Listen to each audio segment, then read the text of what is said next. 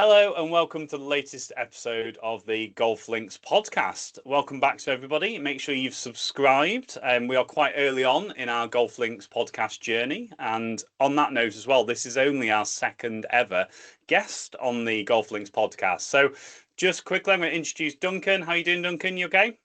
I'm good, thank you, Stuart. How are you? I'm not too bad. I'm really looking forward to this. And like I say on quite a lot of these episodes with guests, I'm not too sure how we're going to get this in to just under 30 minutes, but we're going to do our best, aren't we? Well, I think if this is the second episode, I'm sure everybody will be asleep by the end of it. So, well, everybody needs to stay tuned in because I've prepped you a little bit here and I've put you in the deep end a little bit because you're going to give us some hints and tips at the end to take into 2026 on our golf game. So on that note, just for the people who don't know you, obviously we've got 700 plus people in GolfLinks that pretty much know who you are, but for the wider audience that we're trying to get to, introduce yourself, tell us about yourself, just a quick intro. My name's Duncan Bagshaw, otherwise known as Baggy the Caddie. I've been in golf a lot. Been around golf for 45 years, worked in various ways, had a big gap out of it for a reason, and then came back into it last year. Spent the last year caddying professionally, which has been great fun. And at the moment, I'm assistant golf operations manager at Belton Woods Resort near Grantham, and it's a busy Saturday, and so if the doorbell rings, I might have to go. No worries. We've got editing capabilities here, so don't worry about it. So, Ashley, you mentioning about coming into golf last year, obviously on recording this episode, we are only like a week and a little bit away from our kind of accidental birthday of actually starting GolfLinks, and you've been in from the start, really, haven't you? You've done a talk at one of our hubs, and we've got lots of stories to talk about, haven't we? We have. I mean, I'll be honest. The growth of GolfLinks and what's happened to me in the last year with getting back in the game has run quite parallel, and a lot, as we're going to talk about, a lot of the stuff I've done and a lot of the opportunities I've had and the things that have grown out of it have all come from GolfLinks. So, yeah, I've got a lot to thank GolfLinks for. well, that's really good to hear as well, and that's one of the reasons we wanted you on quite early, only as our second guest, and just really to mention that we've only had Ben from England Golf on previous episodes, so if you haven't seen that, make sure you go and have a look at it as well. So let's start there, Duncan. So tell us your GolfLinks story. How did you first come across it, and us and me and Craig, and what was your first sort of like introduction? So this time last year, I was not in a great place, actually. I was coming off the back of quite a serious dip in a serious illness mentally. I was getting myself back on my feet, and I had to have a rethink of career, and decided to go back into golf. Just thought, don't think too hard about it. It's what you know. Go back into golf and just try and enjoy yourself, and everything else will follow. A mantra that I seem to have adopted is that the game will look after you, because it has done in various ways. So I started playing a bit of golf last year again, and I think in the first week of deciding I was going to go back into playing and see what happens, in the first week, my friend James Taylor messaged me and said, "Hey Baggy, there's this GolfLinks chat thing on WhatsApp." He said, "You should be on that. It'd be good for you networking." He said, "You never know what might happen." So I did. And a week later, I had a hole in one on a par four, which I've not had a hole in one for 30 years. So that was quite a big thing as well. So it was all signs that it was going in the right direction. And within 2 weeks of joining GolfLinks, I'd got invited to go and play down at Collingtree Park in Northants, met some good guys. Then it kind of just grew. The whole thing grew arms and legs off of that. Tony Westwood, who I'm sure you'll get on as a guest in future, and who's known to the GolfLinks guys. Tony taught me to play, so that was quite a good contact as well. So, and it just went from there. And then yeah, I got back into caddying, which is my passion and what I love. And then you invited me to come along to the Stromberg Open at Belton Woods, and I ended up And that caddying was for. accidental as well, wasn't it? Because you weren't able to make it to start off with. No, I wasn't able to make it. I was caddying. I started caddying at JCB, and the weather was so bad that day that JCB was shut, so I'd got a free day. Yeah. So I said I'd come and join you guys. And as Jono, who was one of the 4-ball jokes about it, I said I'd look after you guys for 3 holes each. But by the second tee, I'd worked out I'd got a pro with me, so I was gone. Yeah. No, it was great to see because Alfie, was it Alfie? It was Alfie, so I ended up I ended up caddying for Alfie Halil in the Stromberg Open, purely as experience and a bit of fun. And what a great guy he is, and we had a lot of fun. He shot his lowest round of the year, the first round, and then second round, unfortunately, the wind and the rain got in the way a bit, and we just missed out. But great experience. It was. I always remember that day because I was obviously a little bit nervous. It was the first pro-am that I'd done, and I'm not the golfer. Craig's definitely the golfer in GolfLinks, and I'm very much the average golfer. So it was amazing to be there. I think I played Belton Ones once before, but to have alongside a pro and yourself as well, I was like, oh, Duncan's going to help me a treat here. And obviously, but it was great to see that kind of play out. And am I right in remembering that we'd all kind of just arrived and started, hadn't we? So we hadn't really done the best thing. No.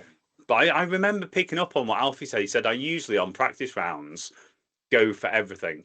So he hits his driver on everything. And it was really good to follow along somebody that plays the game at that level, just to mimic and understand where their head is about what they do and why they do it. And I remember, I think the next day I followed you for the first 9 holes, and he played an absolute blinder, didn't he? It was so nice to watch.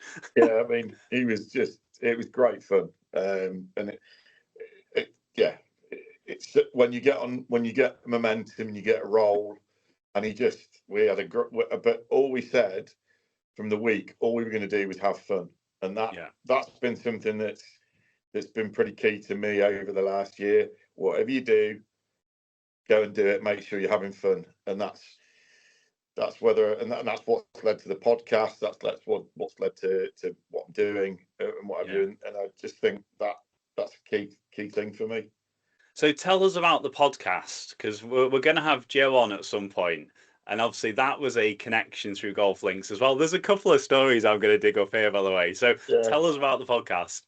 So the podcast, I came along to Carden and did a scoring secrets presentation, what the pros do that amateurs don't. Talked about what I see every day, or what I see every day caddying, the mistakes the average golfer makes and things like that.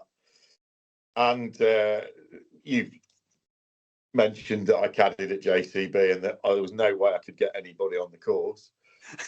That's a quick caveat, that, isn't it, when we're in any GolfLinks conversations. And then literally, I mean, it's behind me at the moment, as you can see. And then literally, I think I went out on the course and they were the second group.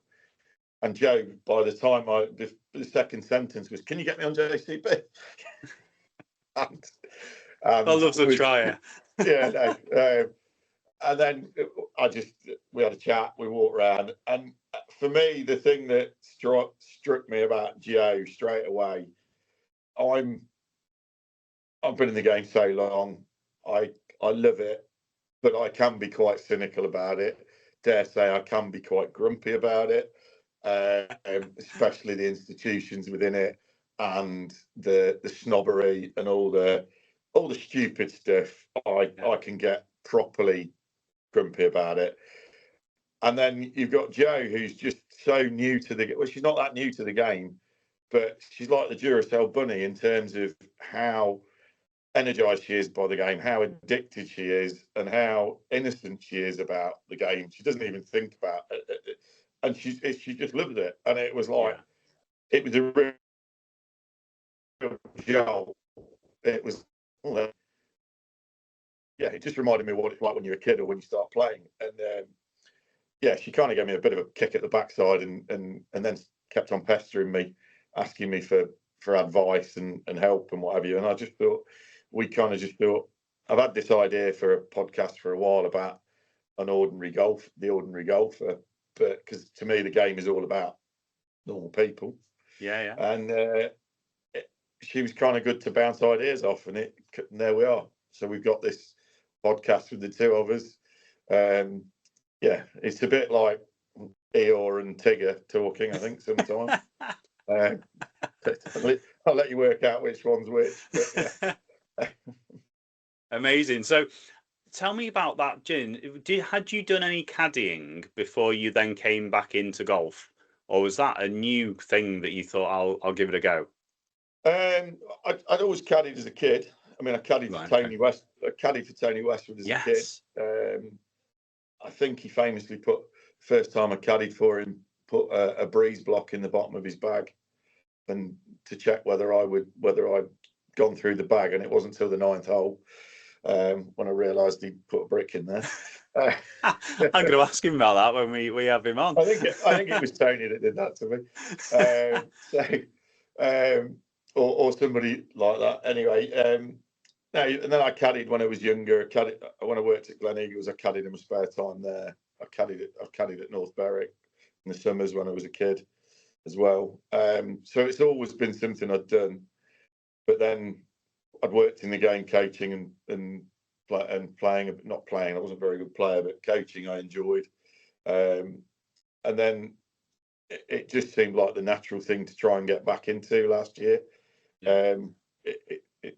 It suits me, and I dare I say I think I'm quite good at it. So yeah, I've seen you a few times, and I've obviously had the privilege of you definitely come across very calming and very kind of simplify it, like just strip it back to basics. And I think golf is such a complicated game if you allow it to take over and again we'll probably talk more with mindset with Tony and stuff, but what's between your ears, and that somebody just being able to just take 5 minutes, or not 5 minutes, but take 5 seconds even to think. And I think you're really good at that, and then offering that advice and guidance, which is really needed for a lot of us.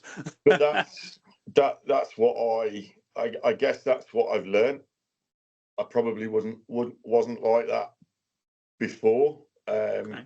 When I had to leave the game, when I had my accident, I've had to learn to play again. Not massively, but I had to learn that I was never going to be as good as I was previously, and also just accept what you've got. But my work in mental health has taught me that, yeah, step back, take a deep breath, analyse, the power of the pause, as I call it. Yeah. And just go from there. So it's all very linked for me, and it's what's the worst that can happen? You're going to hit a bad shot. You're still going to be able to walk to it, hopefully, or fingers crossed.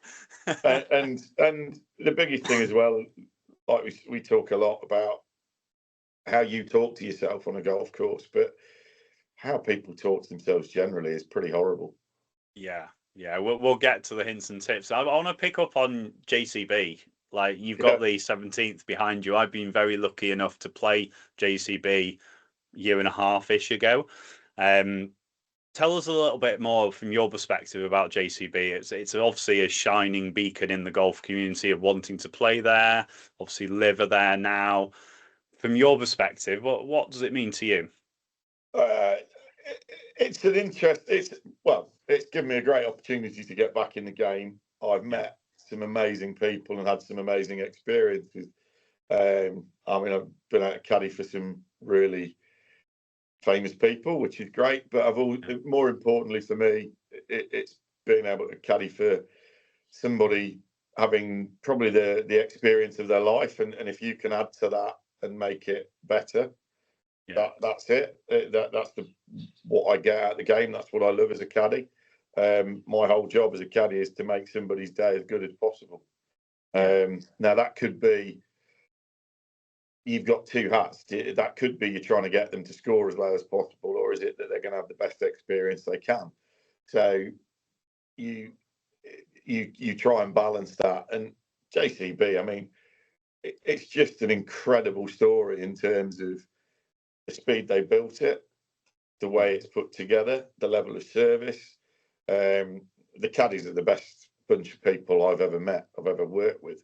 The caddies at JCB are fantastic, and I'd recommend them anywhere. It's interesting because it sits so differently to a lot of things within British golf. Some of it I don't agree with, by the way, so I'm going to be very careful what I say. Some of it I do. Personally, I think golf should be accessible to everybody and anybody, and you should be able to get the chance to play somewhere. The fact that they've got the Live tournament is great, and that was amazing to be part of.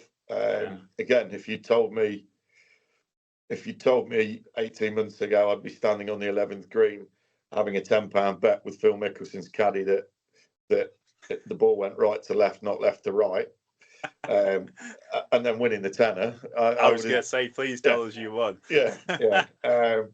I mean, that's an amazing. That was a great experience caddying for the chief exec of JCB and the Pro-Am.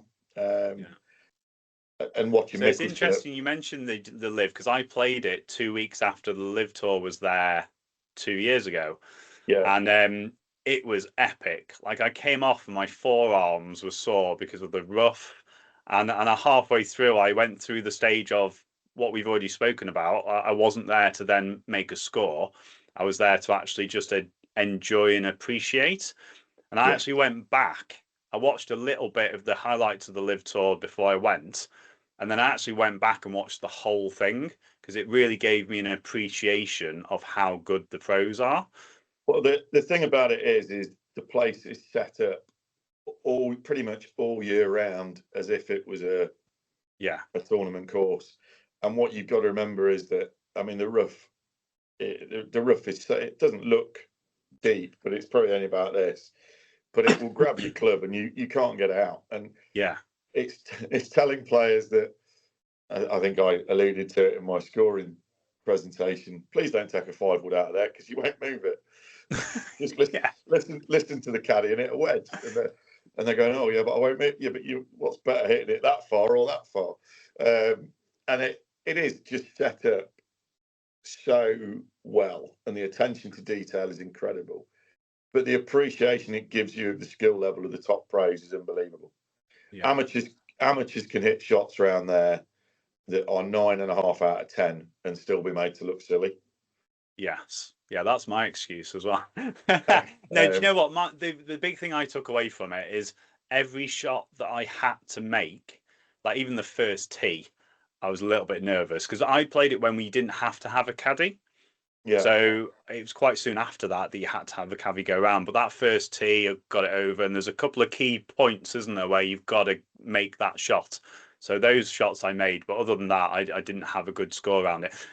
Obviously, you've got the 17th behind you there. Have you got? Is that your favourite hole on the course, or is there another one that you would say?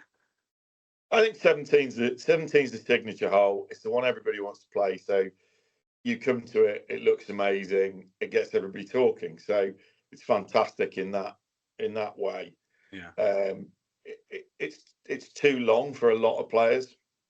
Mm-hmm. I mean, especially if you play it off the back. I would say the 9th is a great little par 3 that visually looks almost as good. From a strategy point of view, which, as we know, I'm a bit of a nerd about that kind of stuff. The 11th, I think the 11th is a brilliant hole because it shows that you don't have to make a golf hole massively long to test people. It's a short par 4, dogleg right with a creek in front of the green, and the green sits at an angle, and the amount of players that come off there with big scores after hitting a good drive is quite funny. And it's just there's some great holes, and 13 is amazing as well, but more from a point of view of wow, this is what the modern pros play. Yes, it gives. I think you're right in saying that the appreciation, and again, I do that more often now. That if I go somewhere and I play somewhere, I know they've had a like a YouTube golfer there with a pro, or they've held a tournament before, I do go back and watch the highlights, because it Yeah. does, like any sport, isn't it? I love a sport where you've had an experience, or you've played a sport, or you've done something where you can go, yeah, that is very impressive. Like the difference. Obviously, there's going to be a chasm of difference from the average player, but I love that. Like you say about the analytics and the data, and just the comparison really intrigues me. So moving on from JCB a little bit, I want to sort of go back to your sort of Baggy the Caddy, and also that it's a great surname, isn't it, for sort of like being in golf as well. But you've done some pretty impressive feats, haven't you, with regards to running with some golf clubs? Tell us a little bit about that and where that first Um, came from. yeah, well, I've run a few marathons over the years and had a bit of fun. Well, is running fun? No, it can be. Yeah, Questionable. I've done some good running stuff and enjoyed it. I turned 53 years ago, and I wanted to mark the occasion. I'd never done the London Marathon, and so yeah, I'll run the London Marathon. And I was sat there with one of my mates, and one of my mates went, Jamie Thew, who's known me since we were kids, went, if you run it with golf clubs on your back, I'll give you £1,000. And I looked at him, and he literally went, oh, shit. Because he said, I've seen that look before. I knew I'd planted something stupid. So I did. So I ran the London Marathon with a set of clubs on my back, which took me 6 hours, and was hard. I wasn't as fit as I thought I was. And I met Rick Shields when he was running it as well, and I hadn't done much training. And we're running along, and Rick's going, "This is hard work, isn't it?" And then he looked round and went, "And you've got clubs on your back, you twat." I presume it was a carry bag. And how many It was clubs did you carry have bag, with you? yeah. Did And you have a from full that, set? no, that first one I didn't. I just put a half set in and didn't really think about it. Mm. But then from that, there was the competitive juices got flowing. I got a bit fitter, and then somebody said there's a Guinness World Record. So that became a bit of a thing. So we tried to do that. I fell short because I did the London Landmarks half marathon in 2024 and the Edinburgh Marathon, but my knee just wouldn't work for the marathon, and for the London Landmarks, my bag broke, so I missed out on the records, and it's taken me a while for my knee to recover, but it's recovered and I've started running again. So Who I knows? I did do a Steve Redgrave moment and say if anybody sees me near a set of clubs running again, shoot me. But I can see why these things happen. A little bit of encouragement in the GolfLinks community can make wonderful things happen. So we'll see, and it's on a podcast now as well. So we'll watch this little journey unfold, I think. I don't know whether I've got an idea for later in the year, because it's 20 years later in the year since we lost my father to prostate cancer. Right, I've got an idea to mark that with golf clubs, but on my back, but I'm not sure whether it would be running or walking. Okay, fab. We'll look out for that, and we'll share that across the GolfLinks community, which we now have. So hopefully that'll be a good support of that. So talk about the GolfLinks community. I know you've done that talk at Carden Park, but this is a really good opportunity to send your knowledge and experience to the masses. So obviously you have got a lot to give. So I don't want everything, and we'll probably have you do a talk at some point again this year. But people listening and watching this are we're hungry for sort of like, how do we get better at this game? So if you were to pick 2 or 3 things that you think you could pass forward to our community, our listeners for 2026, what would they be? The key things I would say, and this is what I try and do with all of it, is lower your expectations, because actually when you look at the game is so strange, because we see guys on the tour hitting fabulous shots, and yes, we get to hit one now and again, and it comes off, but we don't spend 8 hours a day practicing, or months and months and months and years and years and years ingraining stuff. We amateurs just want to go out there, hit it, And yes, they do it once and think they can do it again. You can, but the chances are you're not. So I would say, lower your expectations, make sure your basics are right. Very similar to what I would say in terms of life. Just make sure your basics are right. Are you eating properly? Are you getting enough sleep? Are you hydrating? Are you doing something you enjoy? And like I say, look why you're playing it. Are you playing it for fun, or and how you're talking to yourself? Because actually, it's a beautiful game, and it's, to me, it's not about the score. It's about the people I play with and the fun I have along the way. And the moment that clicks, the game becomes a lot more fun. And I think, I don't know, the podcast that we did when we interviewed Josh Street, who we're trying to get to Birkdale for the Open. Josh's attitude was perfect. He's like, well, if I go out with the attitude I'm going to have fun and I happen to shoot a good score, then that's a byproduct. Yeah. But I go out and have fun, and the game will give you so much if you look for what it can give you rather than what it will beat you up with. I like that. Regards to 2026 for yourself, have you got any golf aspirations, plans? I know that you're at Belton Woods at the minute. Anything in regards to what you're doing there, or GolfLinks, or you personally? I'm just open-minded as to I think the key thing that I've learned over the last year is don't rule anything out and see what happens, and who knows what's around the corner. This life again, the game will look after. To me, the game will look after you and put you where you're meant to be, and just have fun. I'm looking forward to playing a bit more. I know we're just starting. We're waiting for the weather to just currently just get there a little bit, isn't it? Currently, I'd like it to stop raining at the moment, but yeah. Excellent. So just as we finish off, Duncan, just give us a last sort of shout out to your podcast. Where can people go and find it and listen to it? It's the Ordinary Golfer podcast with Baggy the Caddie and Average Joe, who will no doubt entertain you all on one of these episodes. We try and get some guests. The idea is that you have to be an ordinary golfer, so we tried to do that so far. I said I don't want blazers and I don't want posers. So I want people that enjoy the game and play it for the right reasons and have a bit of fun, because, like I say, to me, it's about the people you meet, the memories you make, and the fun you have. So, yeah, exactly. And that's the basis of it. If you want to come on and be quizzed by a grumpy old caddy and a Energizer bunny, it'd be great to have you. And we will take you on at golf somewhere once Joe has learned to put a bit better, because at the minute, like I say, she puts like Guy the Gorilla, but we're working on that. Excellent. So make sure you go and check that out. Duncan, thank you so much for being part of the GolfLinks community from literally the start. If you have come across this episode and you're not too sure what GolfLinks is, please come and check us out. We're the social network for golf.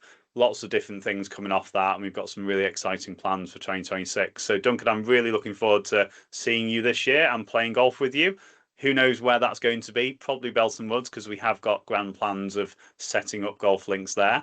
So I'll look forward to that. Thank you for being on the podcast. No problem. And if you haven't already, make sure you subscribe to the channel. Make sure you come and get your free profile in the GolfLinks community. And we look forward to seeing you over there and see you on the next episode. Take care. Bye.